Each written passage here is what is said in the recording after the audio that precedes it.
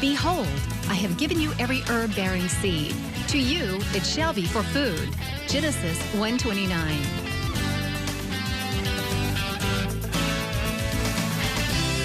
Man did eat angels' food. He sent them meat to the full. Psalm 78:25.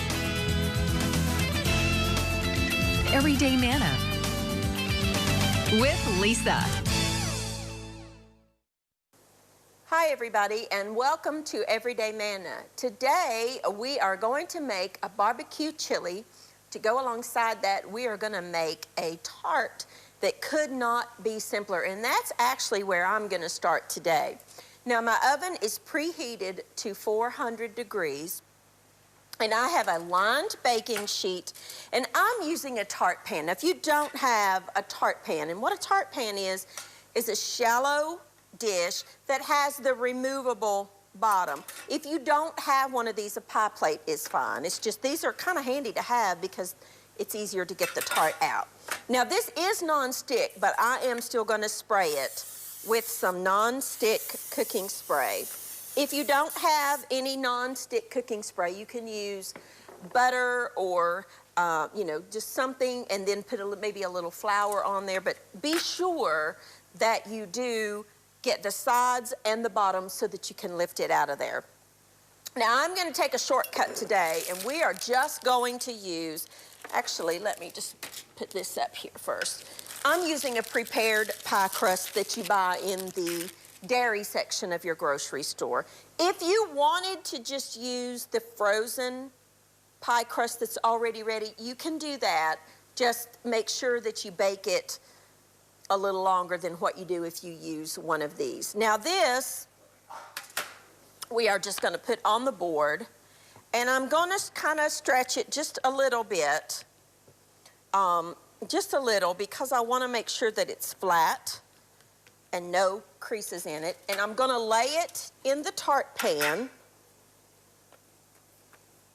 and I'm going to kind of press it down along the bottom. And then I'm going to bring it up the sides with my thumbs. I'm just going to kind of bring it up to the top of the pan, or almost to the top. You might have to stretch it just a little bit in areas, and that's perfectly fine. It's okay if it's not perfectly even. All right?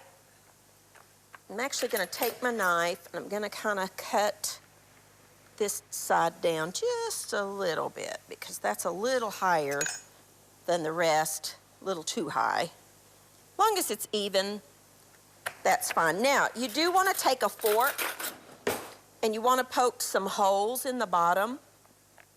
This is called docking, and what that does is that allows the steam to escape. Once the crust starts baking, it lets the steam rise out so you don't end up with a lot of bubbles. We want to do what's called a blind baking on this. We want to bake it for about 10 minutes. It will not be cooked through, but we're going to bring it out, let it cool, and then finish our tart. So we're going to put this on our baking sheet because the fruit filling could spill out a little later. We're going to put this in a 400-degree oven for about 10 minutes. All right, and then we'll take that out and let it cool. Now we're going to get started on our chili. I love chili, and there are many, many ways to eat chili. Some people like it with just crackers. Some people like it with cornbread. I like both of those. My favorite way is over spaghetti, but we're just going to make a barbecue chili today, and I would serve this either over with some cornbread or some crackers, and sometimes I like to have fries of some kind of a potato and put the chili over top of that, and that's a meal in one. So I've got a skillet here that I'm going to preheat, and I just happen to have in my freezer some ground sirloin, about a pound, pound and a half. This has no beans in it. This is just pure meat. And a little bit of ground pork, and that will add another layer of flavor and a little bit of fat because the ground sirloin is extremely lean. And let me tell you, what I do oftentimes when I buy ground meat from the grocery store. I don't need it all, and I will put what I don't use in a Ziploc bag. I roll it up like this, squeeze out the air, and then unroll it and lay it and press it with my hand till it's flat like that. It freezes, it stacks in your freezer to save space, but also thaws a lot quicker. So that's a little hint for you, and I do that quite often, especially if I find like ground chuck or ground sirloin on sale. I will buy it, and then even if I don't need it right then, I'll go ahead and get it if it's a good deal and freeze it in containers for recipes just like this. So I always have a little bit of ground meat, ground beef in my freezer, always, because I use it for so many different things. So I'm just gonna kind of take my spatula. I'm gonna break that up a little bit because it's, you know, still cold from the freezer, but it's thawed. I took it out and let it thaw overnight. If you don't do that, if you don't have time and yours is frozen, use your microwave to thaw it, defrost it in the microwave a little bit. That works too. Now I've just got that on kind of medium-high heat. I'm gonna let that brown. Now we do need an onion for our chili.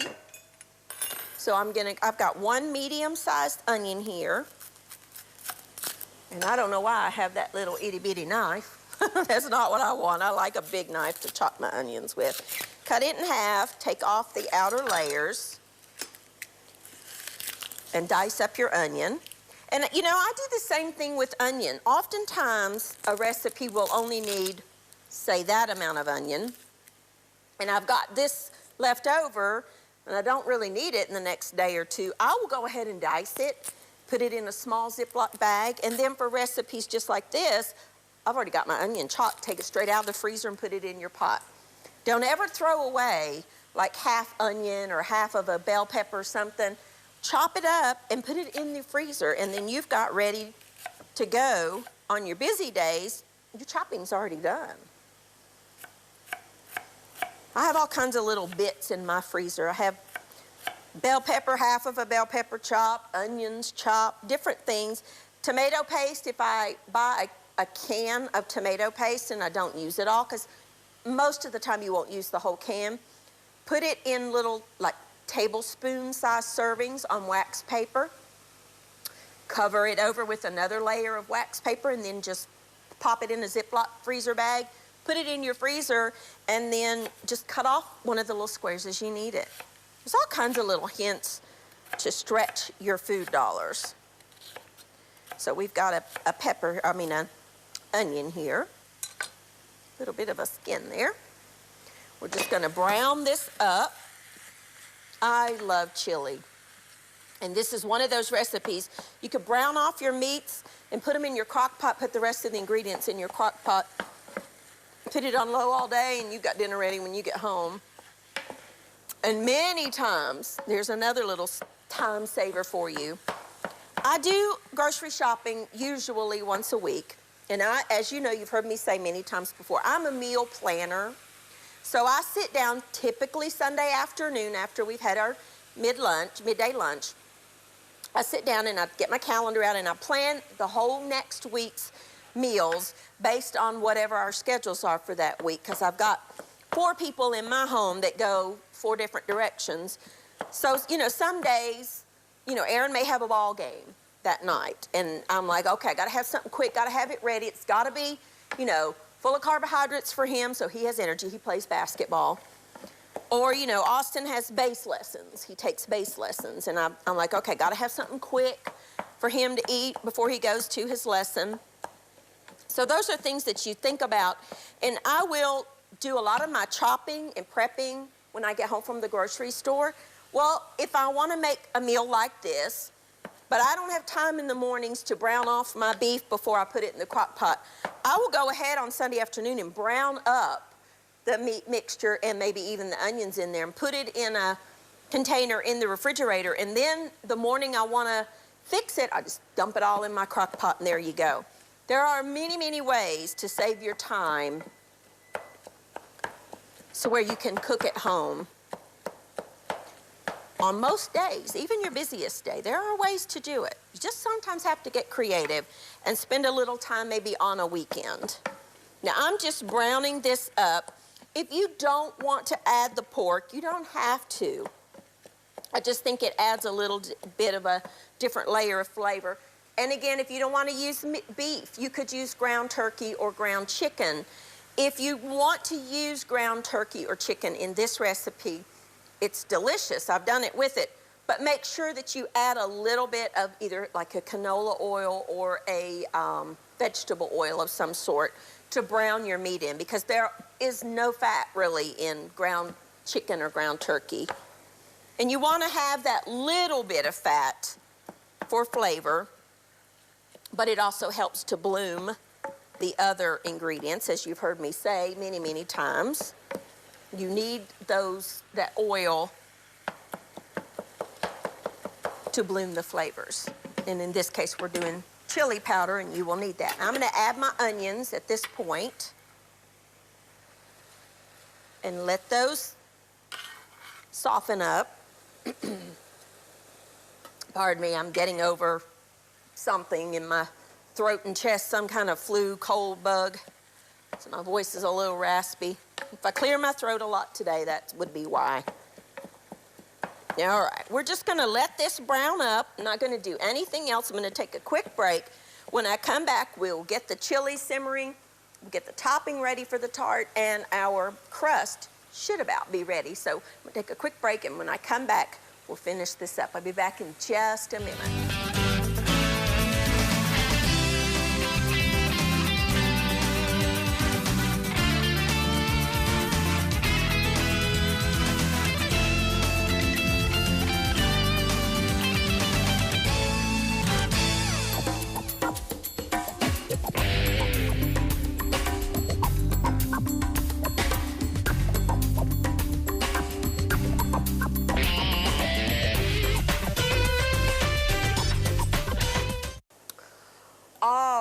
Welcome back. Our meat has browned. Our tart shell is out of the oven.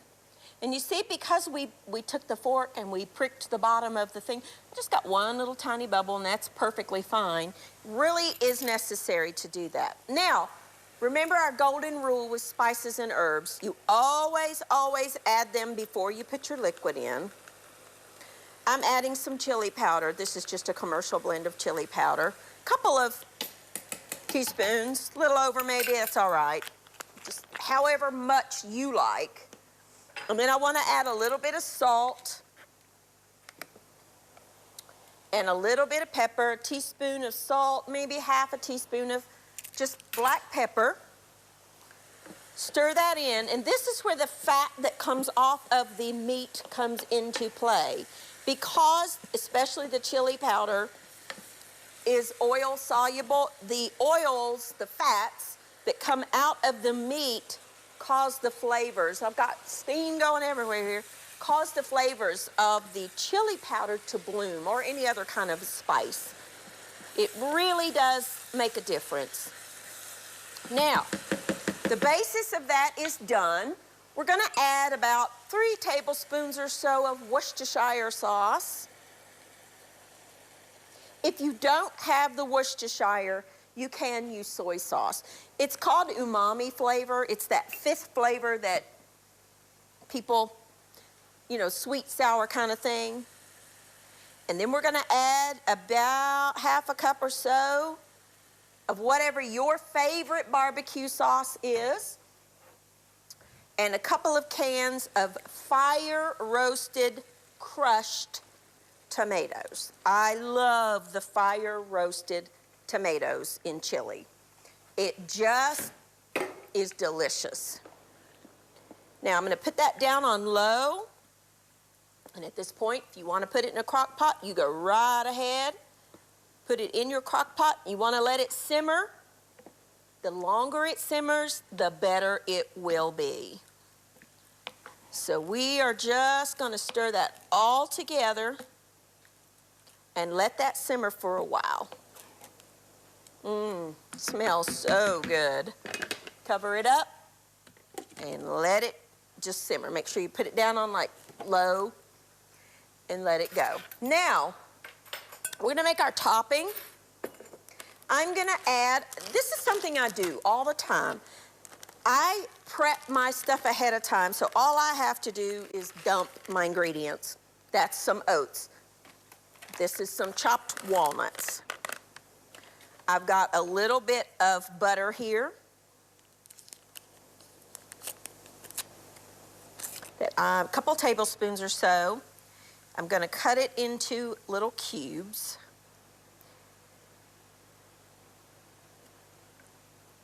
All right, dump that in there, kind of spread them out.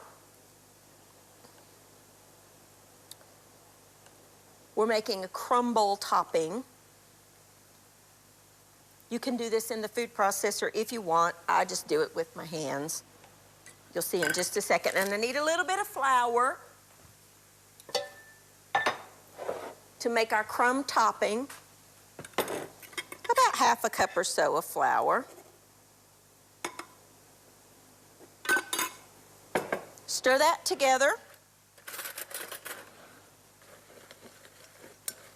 to get all of that coated. And then what I like to do is take my fingers and get those pieces of butter and kind of take my fingers and kind of smush them. Technical term there, smush them. What that does is that just creates smaller pieces of butter to distribute over the top of the tart, and that makes it a little easier. You could take your knife if you wanted to dice your butter finer. I find it's just as easy to do this, if not a little easier. This is a great job for your kids too. If you've got children in the kitchen, they want to help. They love getting their hands in stuff like this. So let them do this. Teach them to wash their hands and get right in there and smush it. Tell them, say, smush that butter. All righty. Now, that's good.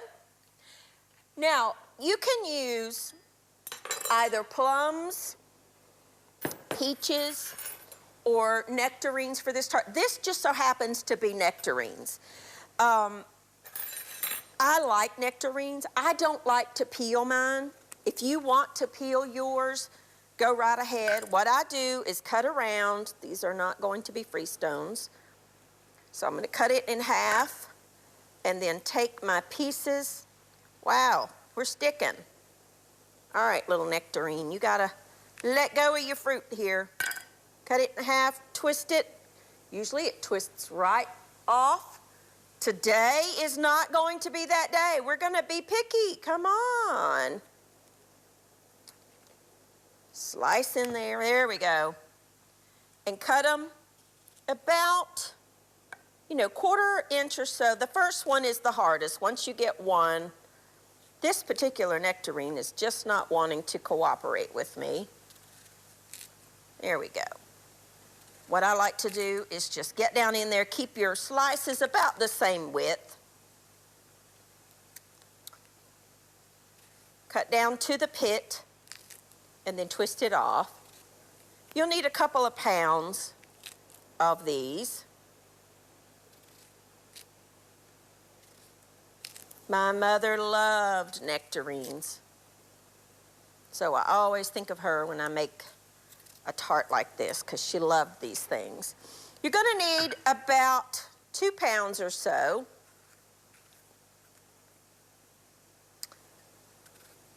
All right, once you get that first one out, the rest go pretty simply. It's that first one that's, for these particular nectarines, are being difficult. All righty, now, I'm going to take another break. All I'm going to do is just peel, or not peel, but slice up these nectarines. When I come back, our tart shell should be cooled, because you want it to be a little cooled. We'll lay our fruit in there, get our topping on, and get this in the oven. And our chili will be about done. So I'm just going to keep doing this. And when I come back, we'll get this tart ready and get it in the oven. So I'll be back in just a minute.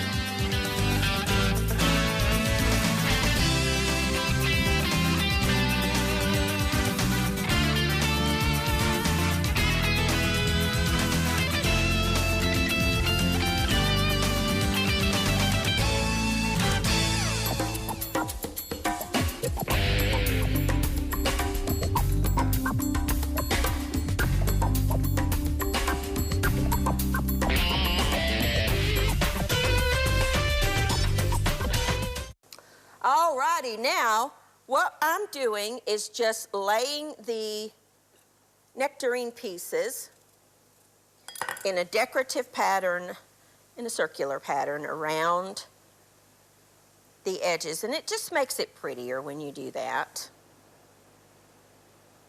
Okay, just however if you want to just pile them in there, pile them in there. It's okay. It will taste the same. I just think it looks prettier when you do this. A nectarine, in case you don't know, is a cross between a peach and a plum. So it's the best of both worlds. This is absolutely delicious with fresh peaches in the summertime when they're juicy. The only thing I would do with peaches a little differently, if you want to use fresh juicy peaches, is maybe take your peaches and coat them with a little bit of flour, just a tiny bit, before you do this, because they will exude so much juice. You know, peaches can be very juicy, which is why they're so good.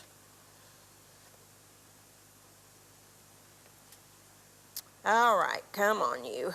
Let's get you in here. Don't be contrary. I talk to my food a lot. I find it helps.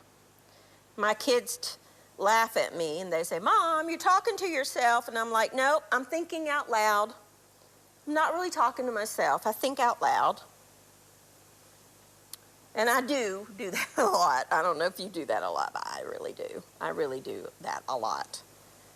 I think out loud. I find it helps to accomplish whatever it is I'm trying to do if I talk my way through it. And then just however you can get them on the inside is fine.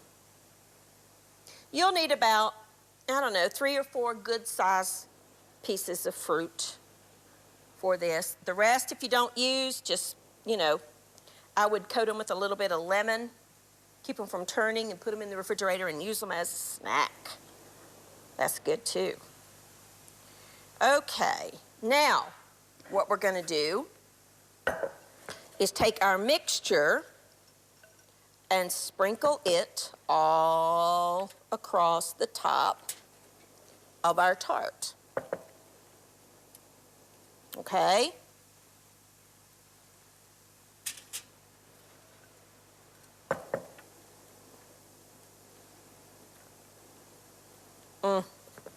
This is kind of a cross between a tart and a crumble. I make fruit crumbles quite often. You could add a little tiny bit of cinnamon to this if you wanted to. Would be good. Or a little bit of nutmeg would be good. Either one. And then you want to take that, put it in the center of your 400-degree oven, and it needs to bake for about 40 to 45 minutes. So I'm just going to pop this in the oven. Let's check our chili. It's simmering away. Let these things simmer, and when I come back, everything will be done, and the best part, we will get to eat. I'll be back in just a few minutes.